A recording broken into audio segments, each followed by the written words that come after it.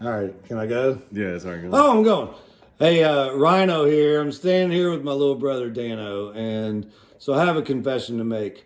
About 6 years ago, this guy came over to my house, very close to where we're standing right now, and he told me and my cousins that he's going to start his own seasoning business, and he's going to call it Dano's, and it's going to take over the world and change the way people eat. And we laughed our butts off at him, and I told him, yeah, right, whatever. I said, you're going to climb a mountain by yourself. You don't know anything about starting a business.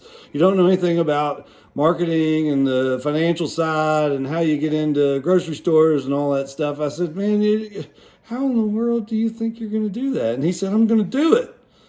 And I said, okay, all right. Me too. That's what I said. Okay, I'm going to do it too. Rhinos. And I'm going to start my seasoning business. I'm going to call it Rhinos, and it's going to be better than Dano's. Well, I was joking. We were having fun. There was a little bit of alcohol involved. But here's the deal. Today, or yesterday, he just filled a large order with two of the largest grocery chains in the region.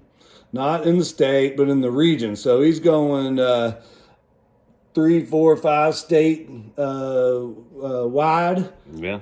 And they ordered a bunch of seasonings. They're going to put it on end caps and standalone displays. So, moral of the story is, I was the naysayer. When he talks about naysayers, it's this guy right here. I was the naysayer. I was kind of joking, but I'm his big brother, so I get to pick on him when I want to.